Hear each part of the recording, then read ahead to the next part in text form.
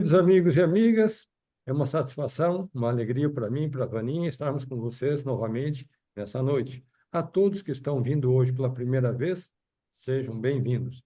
No final, a minha amiga, dá um tchauzinho para todos aqui. Onde está você, Vitória? A Vitória vai mandar uma mensagem particular minha para cada um dos senhores que estão conosco pela primeira vez, tá bom?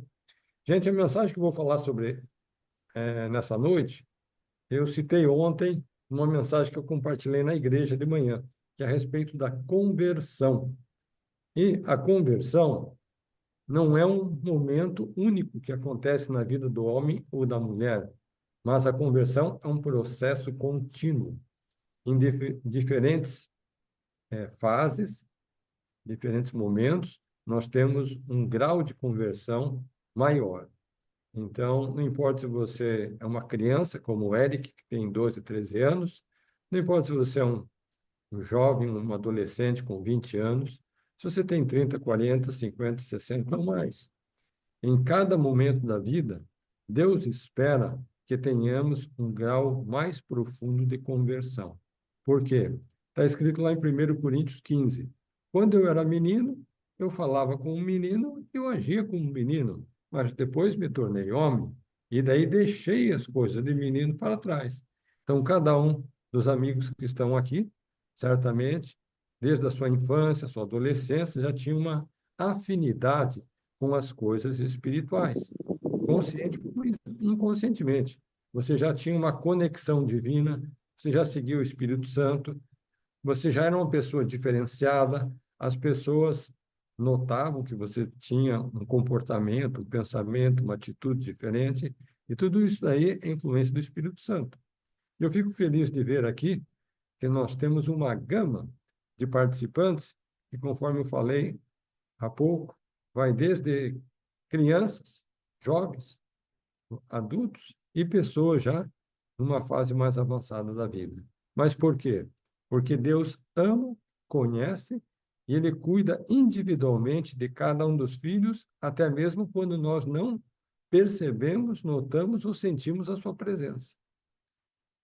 Na verdade, conforme a amiga Odília falou, quando nós temos aquela confiança no pai como a criança tem de pular na piscina, sabendo que o pai vai segurá-la, Deus se alegra com essa confiança.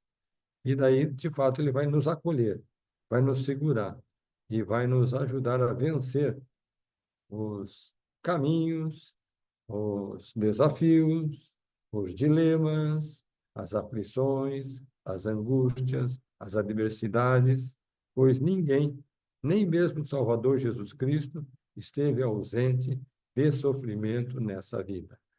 Bom, se ele que foi um Deus na terra, ele que foi o único ser perfeito, ele enfrentou fome, sede, fadiga, perseguição, ele foi traído, ele foi humilhado.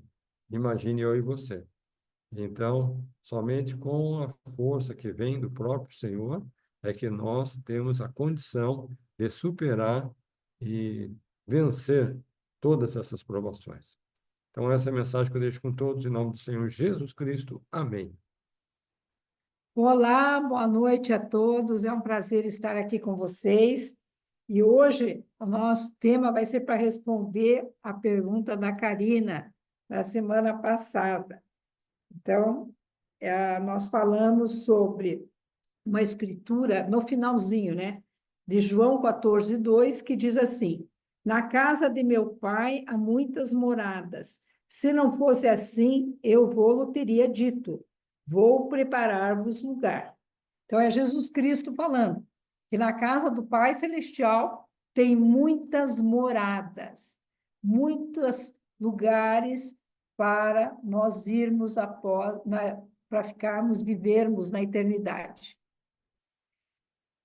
Só que, para nós entendermos todo esse processo, eu vou ter que voltar lá atrás, mas eu ainda vou ficar um pouquinho nessa questão aí. Nós sabemos que no final, ah, eu até marquei aqui, diz assim: e vi os mortos, grandes e pequenos. Isso está lá em Apocalipse 20, 12. Que estavam diante de Deus, e abriram-se os livros, e abriu-se outro livro, que é o da vida. E os mortos foram julgados pelas coisas que estavam escritas nos livros, segundo suas obras. Então, nós sabemos que vai ter um julgamento final, um julgamento que vai ser feito por Jesus Cristo. E após esse julgamento, nós vamos merecer, então, estar ou não à direita de Deus.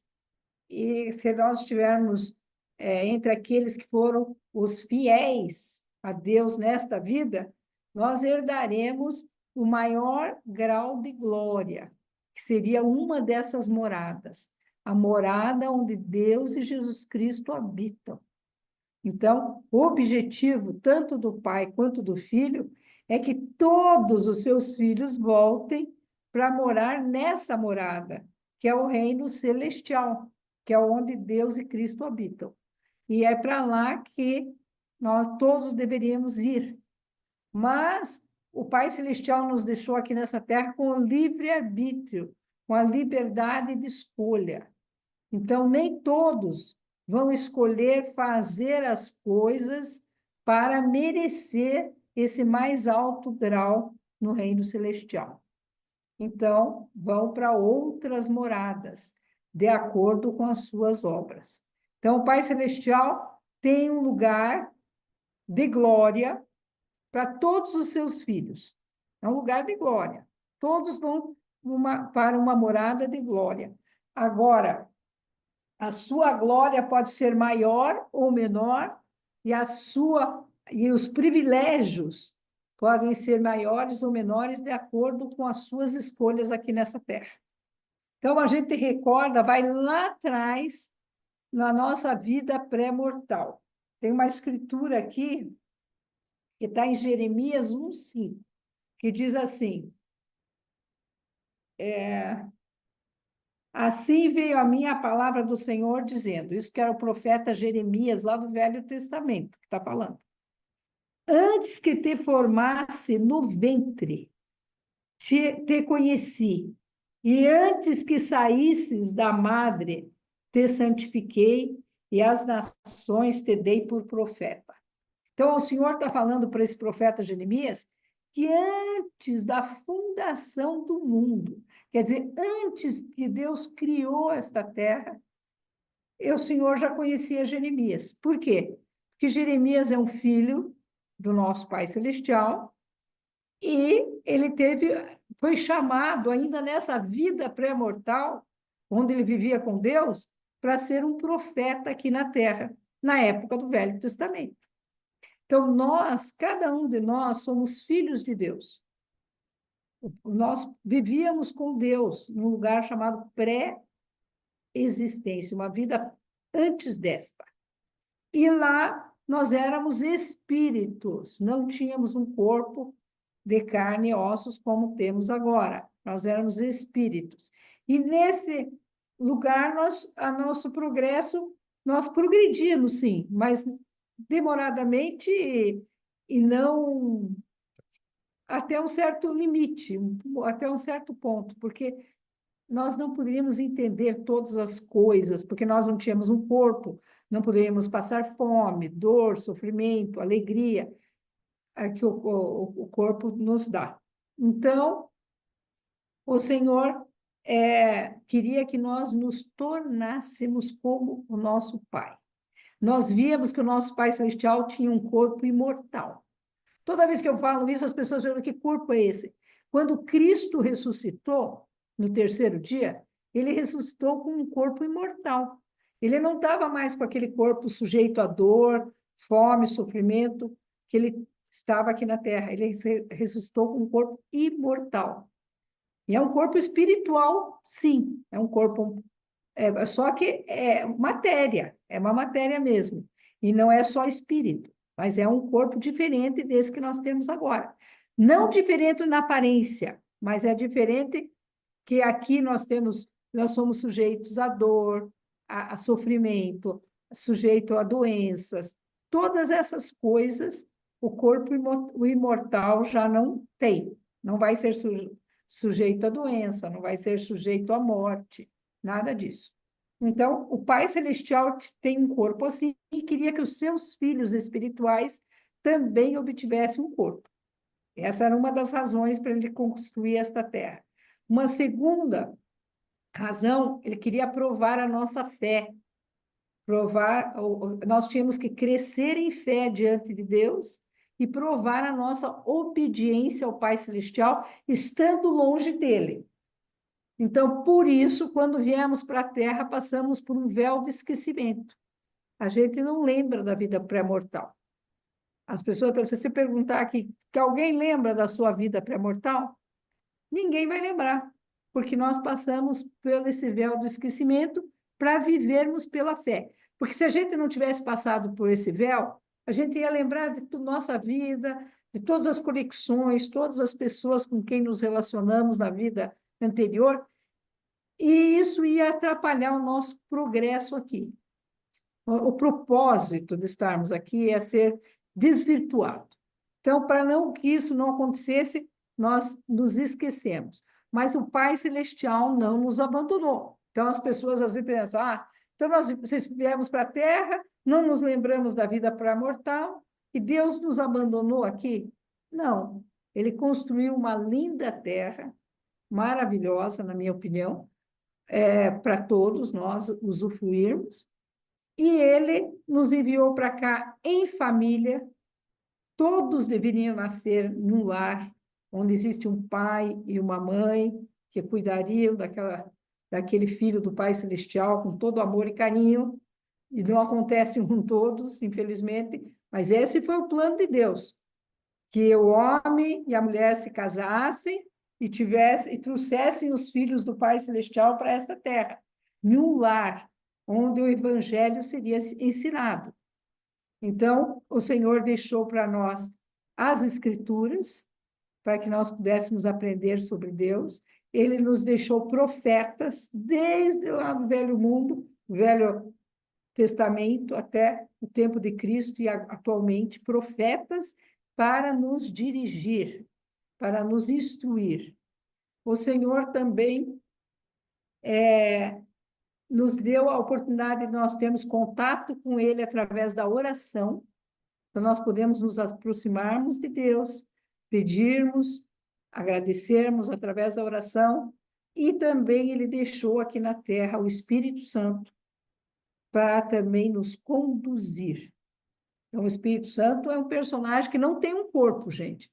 Ele é um personagem de espírito, ele é diferente do Pai e do Filho, porque ele tem essa missão de prestar testemunho de Deus, de Jesus Cristo, e de nos orientar aqui e responder muitas das orações que nós oramos a Deus, as respostas vêm através do Espírito Santo. Por isso que ele é um personagem de espírito. Mas ele faz parte da Trindade. Trindade é Deus o Pai, Jesus Cristo o Filho e o Espírito Santo. Os três são deuses. Os três têm cada um, os três têm o mesmo propósito, mas são três seres separados e distintos. E nós temos, então, depois disso, o Jesus Cristo, que o Pai Celestial enviou para esta terra, Jesus Cristo, e o Salvador Jesus Cristo veio com a missão de expiar pelos nossos pecados. E, na verdade, ele veio com 3 missões grandes, né? Primeiro, nos ensinar o seu evangelho. Ele ensinou o evangelho, tudo que a gente quer saber, como agir. Como que eu devo agir com a minha esposa? Como que eu devo agir com meus filhos? Está lá nas Escrituras, ensinado pela própria boca do Salvador Jesus Cristo. Então, ele veio para nos ensinar o caminho. Ele mesmo disse, eu sou o caminho, a verdade e a vida, né? Então, ele é o caminho, ele que nos dá a direção, aonde nós devemos ir. As Escrituras são o nosso GPS. Ali nós encontramos aonde devemos ir, como agir, ali está nos dando orientação. E Cristo veio com a missão de, através da sua expiação, que foi a sua o seu sofrimento no jardim do Getsemane e também na cruz. Esse dia de sofrimento foi um dia intenso. Começou na madrugada, quando ele estava lá naquele jardim do Getsemane, depois ele foi preso, foi chicoteado, cuspiram nele, judiaram, bateram, e depois ele foi crucificado. Todo esse dia de sacrifício que a gente chama, que é a Sexta-feira Santa, né? Aquele Cristo passou por isso, foi para expiar os nossos pecados. Ele expiou pelos nossos pecados. Ele diz que ele suou sangue por todos os poros. Então, foi algo, uma dor infinita, emocional e espiritual, porque ele tinha todo o poder para sair dali. Ele podia sair daquela situação, mas ele se permitiu cumprir sua missão. Então, ele permitiu, deixou que eles o matassem, porque ele ia vencer a morte através da ressurreição e ia nos presentear com essa bênção, que é um dia todos nós ressuscitarmos. Então, Cristo fez isso por nós. Nos ensinou o caminho, nos pagou pelos nossos pecados, para que nos arrependêssemos e não precisássemos sofrer como ele sofreu. Então, se eu me arrependo dos meus pecados, eu posso ficar purificado, ter aquele pecado perdoado, e o Senhor não mais se lembra daquele pecado, porque eu fui perdoado através da expiação de Cristo. E no terceiro dia, na manhã de Páscoa, que a gente comemora, é a sua ressurreição. Então, Cristo ressurge, então, da morte. Ele morreu na sexta-feira e no domingo de madrugada ele ressuscitou. Daí sim, com um corpo imortal, mas um corpo verdadeiro. Tanto é um corpo diferente, porque os apóstolos, será que você encontra essa escritura? Os apóstolos estavam fechados com as portas fechadas em um local, alguns dias depois da ressurreição de Cristo, e Cristo, de repente, apareceu no meio deles. E eles ficaram tão surpresos que eles acharam que Cristo era um espírito. E Cristo disse que não, que eles podiam tocar nas suas marcas e ver que ele tinha um corpo. E ele ainda pergunta: vocês têm algum alimento? E eles falaram que sim, e eles oferecem, então, aqui, ó. Vamos ver a aparição aos 11 apóstolos aqui, ó.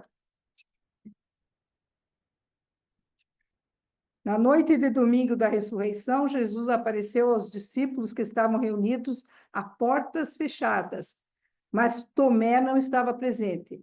Ele mostrou suas mãos e lado, soprou sobre eles e disse: recebei o Espírito Santo. E daí, isso está em João 20, 22. Abra lá para mim. E ali, nesse momento que ele estava lá com os apóstolos, ele, então, come junto com eles, para mostrar que ele tinha um corpo físico, que ele não era um espírito. Ele realmente deu o Espírito Santo para os apóstolos nesse dia. E Tomé não estava, daí ele não acreditou, e depois Cristo apareceu uma outra vez em que Tomé estava. E daí Tomé também teve o privilégio de ver Cristo ressurreto. Diz aqui, não. Ele chega, então lá, vou ler desde o 19, desde o começo para vocês entenderem. Bom, João 20, 19.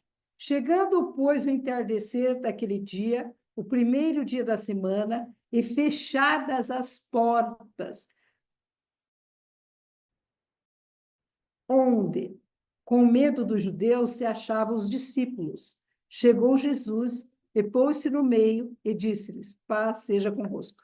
Então, aqui está mostrando os apóstolos, como houve perseguição a Jesus Cristo, os apóstolos estavam achando que eles também seriam perseguidos e mortos. Eles foram, sim, perseguidos e mortos mais tarde, mas não naquele momento após a ressurreição de Cristo. E que eles acharam que ia acontecer isso com eles também. Então, eles estavam trancados, com as portas fechadas. E Cristo apareceu no meio deles. E, dizendo isso, mostrou-lhe as suas mãos e o lado, de sorte que os discípulos se alegraram vendo o Senhor. Disse-lhe, pois, Jesus outra vez: paz seja convosco. Assim como o Pai me enviou, também eu vos envio a vós.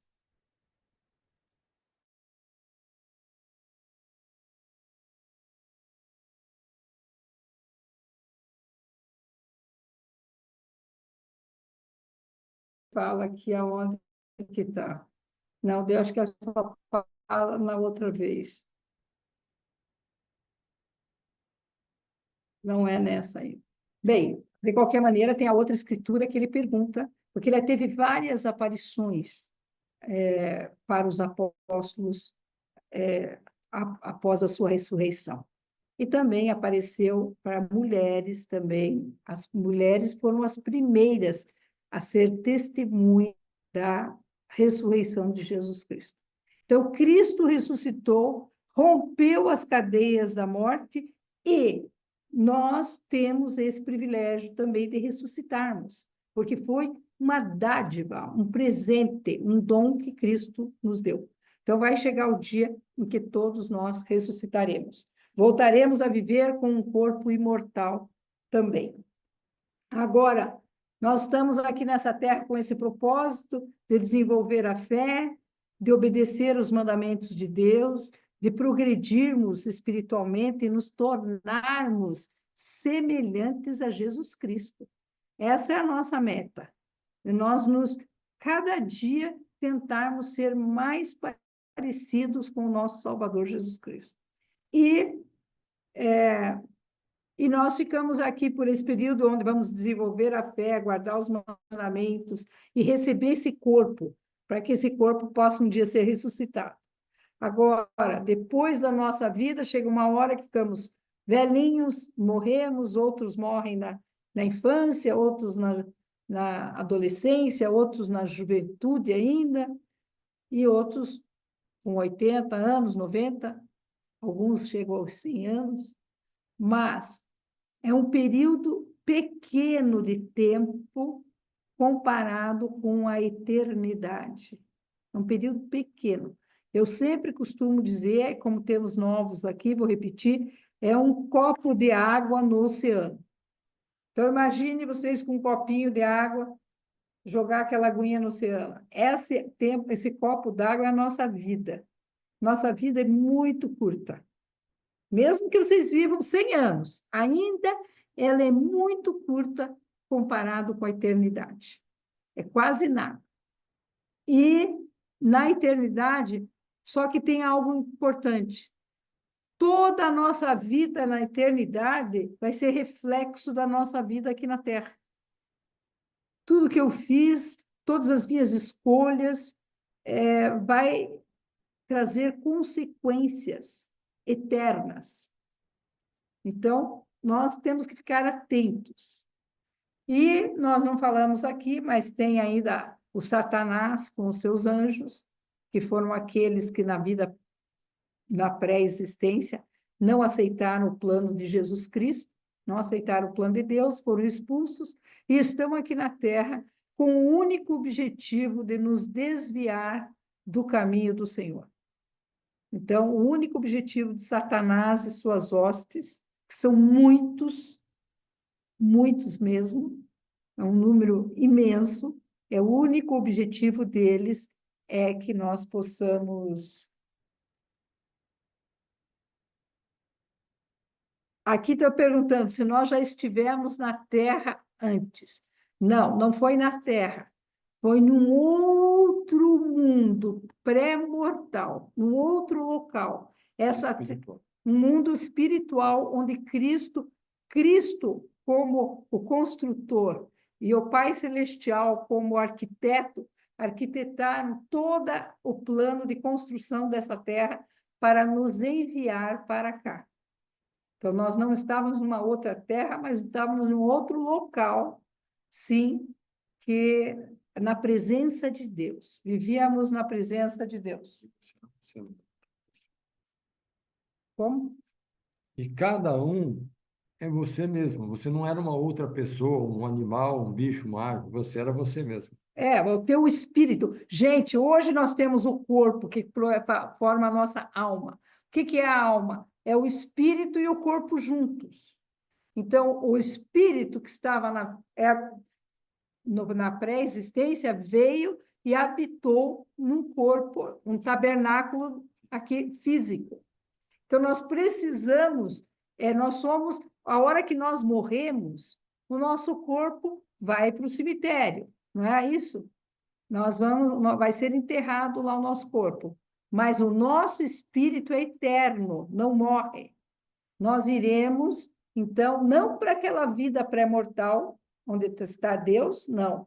Nós iremos para um outro local chamado mundo espiritual, onde nós vamos ficar ali aguardando a ressurreição e também continuamos em um progresso ali também.